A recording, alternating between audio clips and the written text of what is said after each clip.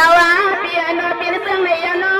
หอยเจ้าอนอปีน้องลินน้ำแดงจังเมืองในนอปีมาหางวลักหน้าเนี่ยนาเพราะว่าตาใจปีมีไว้ในหัวเนี่ยหานอนปีว่าปีที่ผิดนิติใจที่ความเมื่อไรเป็นลูกเมียสุนอปีนอปีนอ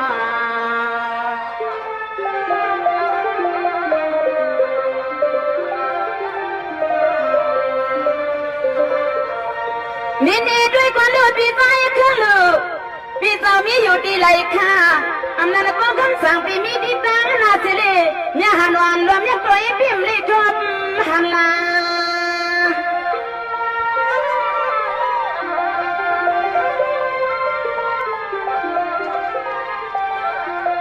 อันนั้นนี่สั่งจะสุดถึงมีที่ปล่อยยุ่งลอยพอเหินปนปีตามสุดมาอยู่จำเฮาจำสุดมาอยู่จำมา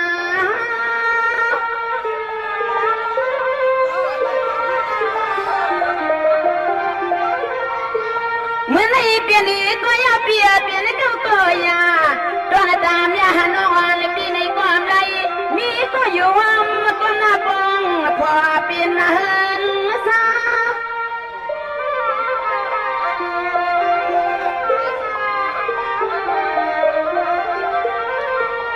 ลาวาปีตังเสียงอนว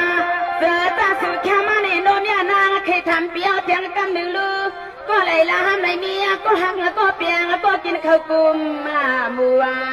ทอปีช่างหลัวเจ้าเปลี่ยนก็เลยก็พอหักเฮาที่เราเปลี่ยนในตามหอเนี่ยนางน้องมือหาอยู่กินข้าวกุมหมูใจปีก้นมาเดียเนี่ยหันวันยักละเห็นในดวงมีวัน4-5-6 ปีกว่าปีว่านอ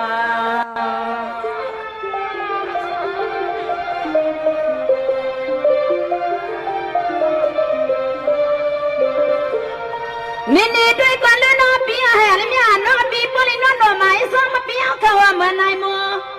ให้ปุรินอนไม้ตัวปีหัวเหมือนให้ปุรินอนไม้กลางปีหัวมันก็ตัวว่าบางทีเขานั้นลงขายลูนอ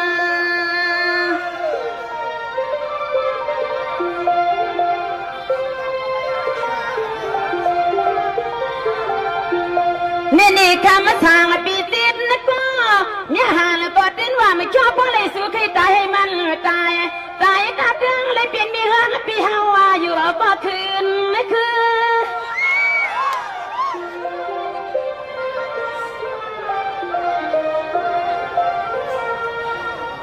นี่คำสั่งปีติดนะก็ปีก็เลยข้าเราเปลี่ยนสีพวนแล้วก็ตั้งเงาคำสั่งปีวันหาปีเจ้าอำนาจก็นอปีจะลูกทุกปียังจันนอก็ไปหรือ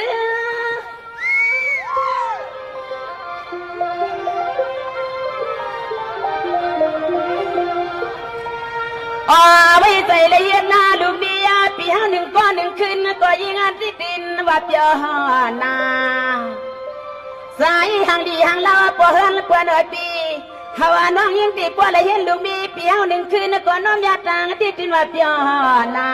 ใกล้กว่ามาทำเปลี่ยนก็นั่งนี่ว่ามันคือใครช่าง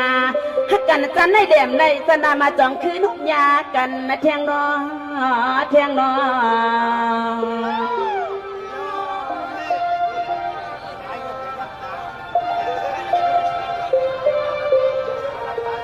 นี่ด้วยก่อนรู้นอคำสั่งปีจิตก็ปีหน้า